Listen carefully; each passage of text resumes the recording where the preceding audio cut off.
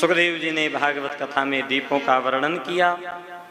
पृथ्वी से 99 योजन नीचे सम यमनीपुरी है, जहां पर धर्मराज यमराज जाकर के बैठते हैं। बोलो राधे राधे। इसके पश्चात नरकों का वर्णन किया है यहाँ पंचम स्कंद में। 28 प्रकार के नरक हमारे यहाँ पर बताए हैं, लेकिन हम लोगों को नरकों से कोई लेना देना नहीं। नरकों में वो जाते हैं जो भगवान की कथा नहीं सुनते। तो फिर भी नाम तो सुन ही लो, 2-5 तो। 28 प्रकार के नरक यहाँ पर सुखदेव जी ने राजा परीक्षित को बताए हैं।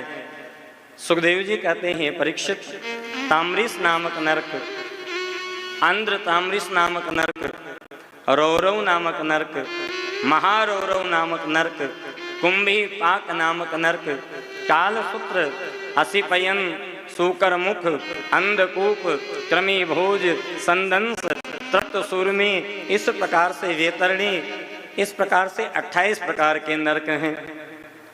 अब 2-3 नरकों के बारे में भी सुन लो। बोलो राधे राधे। सुखदेव जी कहते हैं कि जो दूसरे की संपदा का हरण करता है,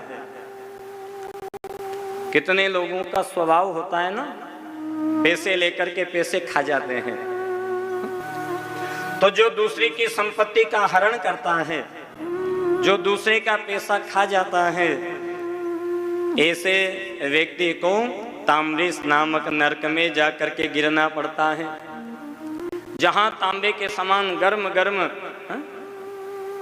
आग होती है। उस अग्नि कुंड में जाकर के उसे डाला जाता है। उसके बाद जो जीव हत्या करके जीवों का भक्षण करता है, उनका मांस खाता है, उसको कुंभी पाक नामक नरक में जाकर के गिराया जाता है। सुखदेव जी कहते हैं, परीक्षित, इसके बाद घर में ठंडी का मौसम, जनवरी की कड़ाके की सर्दी, और रात के 10-11 बजे कोई मेहमान घर में आ जाए, और मेहमान आते ही कोई सिर चढ़ा ले, हे भगवान, ऐसी ठंडी में भी इनको 11 बजे सूझी। इस प्रकार से यदि कोई मेहमानों का, अतिथि का अपमान करे, तो उसको वज्रतुंड नामक नरक में जाकर के गिरना पड़ता है। 28 प्रकार के नरकों के बारे में सुनकर के परीक्षित राजा घबरा गए।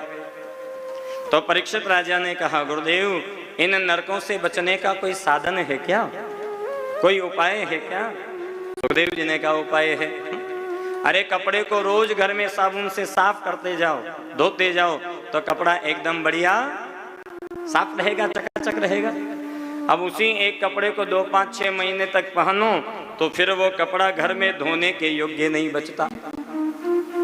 फिर वो धुलने कहाँ जाता है? जोर से बोलो, धोबी घाट। और धोबी घाट पर कपड़े कैसे पटक पटक करके धोए जाते हैं, ये आप और हम सब जानते हैं। तो सुखदेव जी कहते हैं कि परीक्षित, यदि कोई साबुन लगा करके रोज अपने वस्त्र को धोता रहे, तो वो गंदा ही नहीं होगा। तो परीक्षित राजा ने कहा कि जीव पाप कर्म कर रहा है और उन पापों से उसकी मुक्ति होती जाए, ऐसा यदि कोई साबुन है क्या?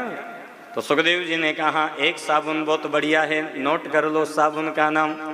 केचित केवलया भक्त्या वासुदेव परायणा अगम धुनवंतिका सेन निहारम इव भास्कर केचित केवल के भक्त्या।